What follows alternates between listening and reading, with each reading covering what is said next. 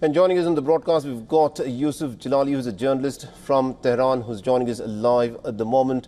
Yusuf, you're joining us from Tehran, so give us a sense of what the situation is like at this moment, given that there are reports which state that Israel is continuing with its attacks on Iran.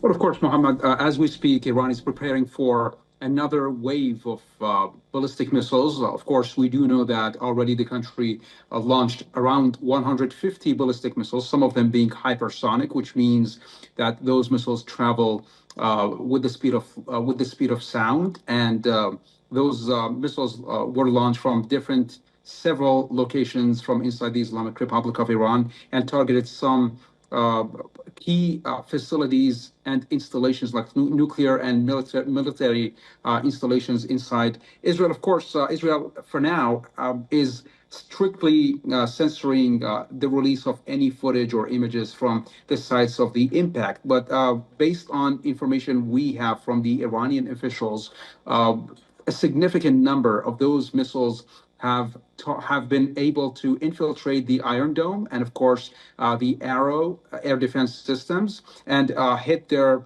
intended targets inside Israel. But Israel has also inflicted heavy damage on the Iranian air bases across the country.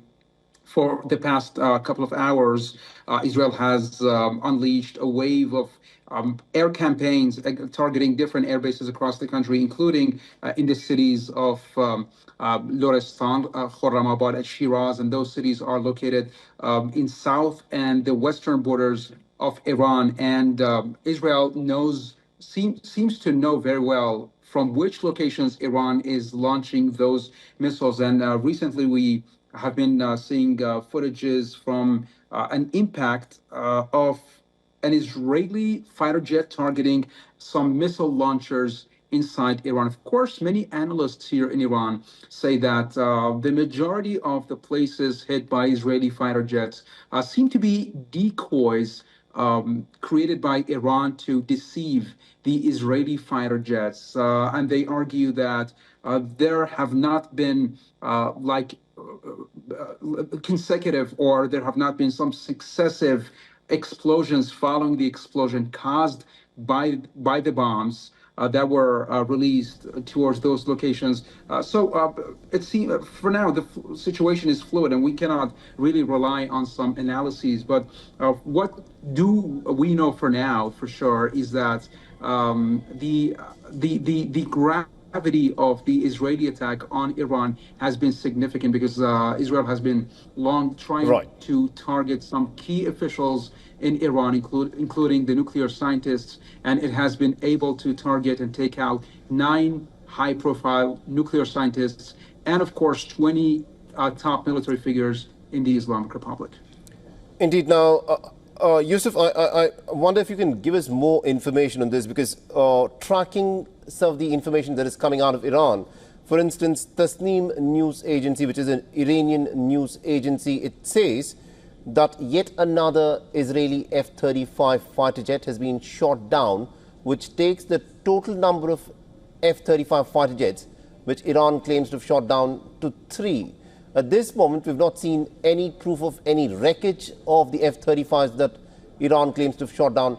Is the government giving any proof there, showing any material, so that people can perhaps believe that the F-35s have been shot down? But of course, I've been tracking this news because I'm interested in trying to know whether or not those claims are true. We have come across some footages which later on turned out to be some AI-generated footages of some F-35 fighter jets wreckage being shot down and destroyed by the Iranian air defense systems. But recently, we have been able to access a video showing some real-time Iranian soldiers investigating and experimenting with some wreckage, seemingly the wreckage of an F-35 fighter jet. Of course, Iran claims that this has been an achievement by the Iranian military, because F-35 fighter jets cannot be shot down, and Iran...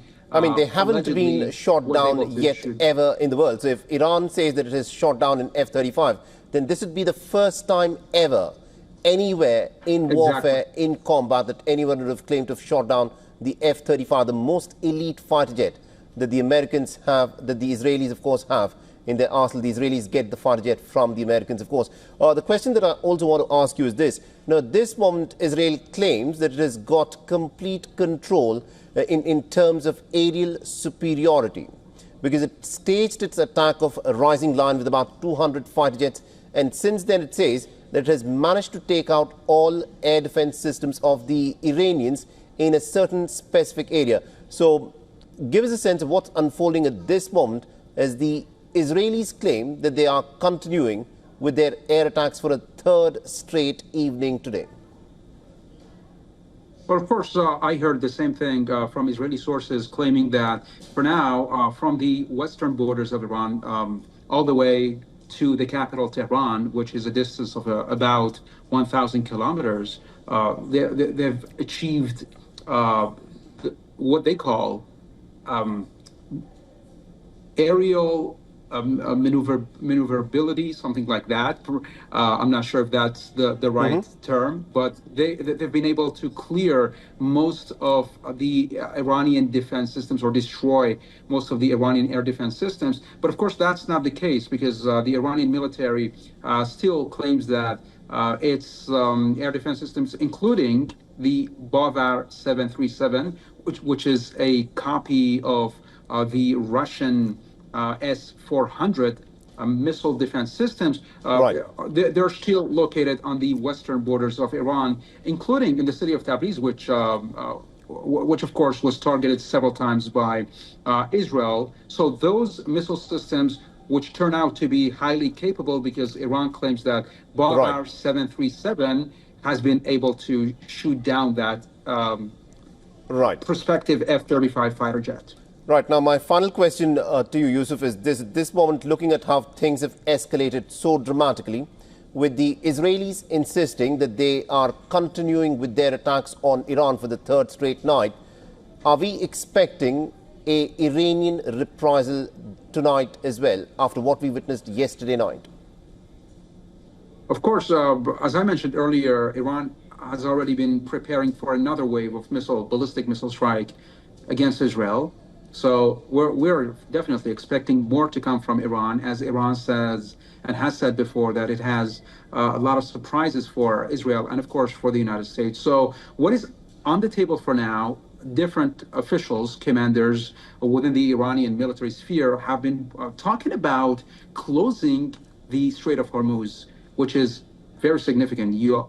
Definitely you know about the significance of the Strait of Hormuz being a passageway for some 20% of the world's energy transit. So if they close the Strait of Hormuz, it means the disruption of the world's energy transit and the accessibility of energy to across the world. Europe, the United States, many countries on the Western Hemisphere rely on the Strait of Hormuz to get their hands on the world's energy. So this means an all-out war, because it would not affect Israel and the United States per se. It will affect the entire world. Absolutely. So that is why Israel has also, of course, some unofficial sources, news outlets in Israel, have been warning of perhaps a nuclear attack against Iran if Iran moves and mobilizes to try to close the Strait of Hormuz. Another thing that is on the table is quickly, because we're short of time. Go ahead, quickly make the point. Yes, we're short of time, so go ahead and make the point very quickly. Yeah. Exactly. To be brief, Iran has also considered attacking American bases in the region, and that has been long on Iran's list of things to do to surprise the United States and Israel. So those American bases in the region are also within reach. Iran has time and again said that if the United States is found complicit in any strike by Israel against the country, then those bases located in the region are going to be a target. I think those are some of the options which the Iranian government will, of course, look at exercising if things, of course, continue to go up the escalatory ladder. For now, though, thank you very much indeed, Yusuf Jalali, for joining us and getting us all those updates from Tehran. Thanks for having me.